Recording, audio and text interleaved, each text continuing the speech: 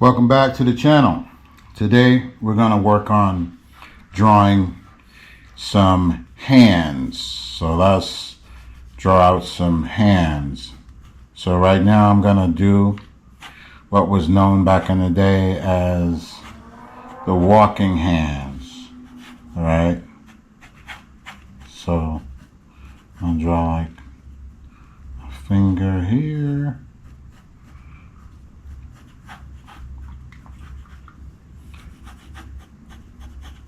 And make this the thumb.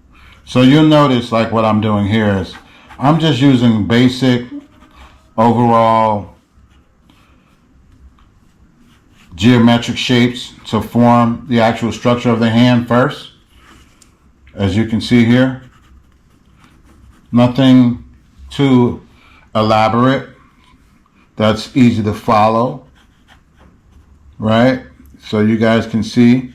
And you can practice this anytime, anywhere.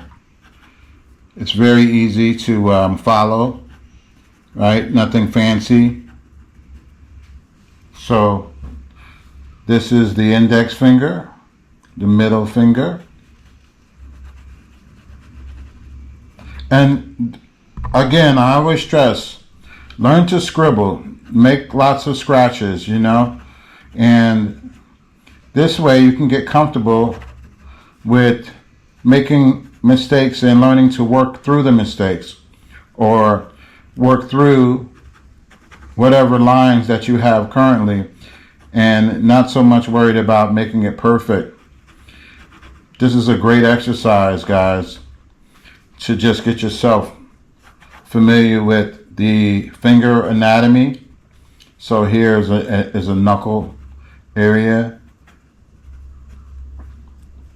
As you notice, again, just really kind of feeling it through, just getting the structure down, and then we can start adding like shading to indicate a sense of where the light is coming from. So this would be on the back end. This would be in the center of the hand. This is the middle finger. This is that third finger, and then the actual pinky. And way back here, all right? So, remember, our light source is coming from here. So all of the shading and the shadowing will be behind that to indicate that there's a light source that's coming from this side, okay, guys? So remember that when you're drawing, is that you always want to give a sense of where the light is coming from. In art, we call this chiaroscuro. So we have a sense of where the light is actually coming from, the direction of light. It just makes things a bit more dramatic, right? So you get a sense of depth and feel, right? The lighting makes everything more dramatic. Lighting is key to bringing the dramatization to the actual drawing. So when you can include the shadowing and the lights. So as you can see, like this is a finger in the gesture of walking.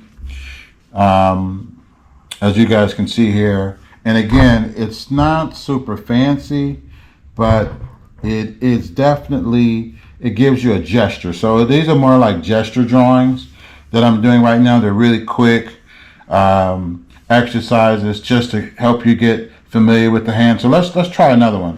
All right, let's draw another hand here. So we'll just draw another box here. And I don't know, like a lot of times I don't know exactly like where I'm gonna place things. So that's why I try to encourage you guys to get in the same state of mind of scribbling. Because scribbling allows you to just have fun. And when you can have fun with what you're creating, you tend to enjoy it a lot more. As opposed to, just getting frustrated. So try not to get frustrated, guys. Like when you're doing these exercises, just let things flow. Just let things flow freely. And when you let things flow freely, you can begin to see where you can work on things to improve things, to make things better. I'm doing a lot of this from my memory, so I'm not actually, I don't have like a set of hands in front of me observing it. I'm just kind of like, you know, sketching it out as I can remember. So like this is the thumb. This is the index finger. We carve that out. This is the middle finger here. So you can add some shading here because again, we want the light source coming from this direction. All right. So we start to shade underneath the finger. Well, in this position, it would be underneath. That would be considered underneath. And then, you know, you can give some indication of like, you know, just simple lines like such. Okay. Again, the finger, another finger, and then we can go ahead with the pinky finger here. And just kind of always remembering where the source of light is coming from. And then this is like the other side of the palm. So this is kind of tight. Anatomically, this is a bit off. I'll admit that. So if you were to turn it this way, it would be like, you know, the fingers. So again, you can always iterate. You can always go back and make iterations, make changes as you see fit. The idea of this exercise is to get you to feel comfortable with just scribbling, right? Making mistakes, going back, drawing over them, improving your muscle memory and your hand-to-eye coordination when you're making these drawings and these images, just as the masters did back in the day. Like they would just scribble. If you see a lot of the sketchbooks, you would notice like in the sketchbooks, nothing is actually perfect. There's a lot of information. There's a lot of corrections. And this is how you learn. This is exactly how you learn.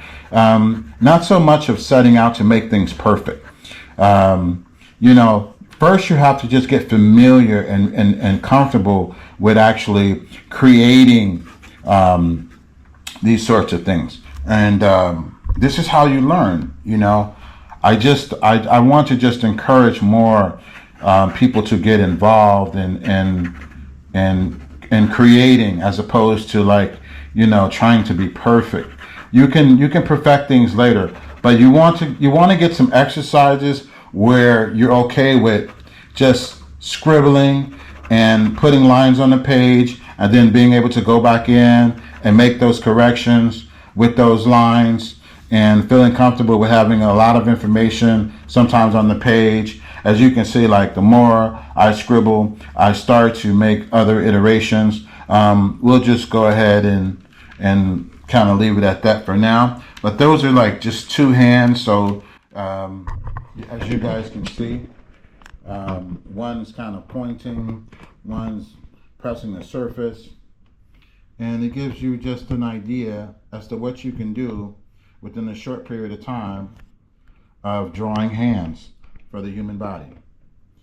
All right, guys, I hope you've enjoyed this exercise. If you're new to the channel, please like, share, and subscribe. Okay, I hope you have a great day. Thanks for your time of watching this video. I hope you learned something today. Continue to be creative. And until the next video, guys, take care.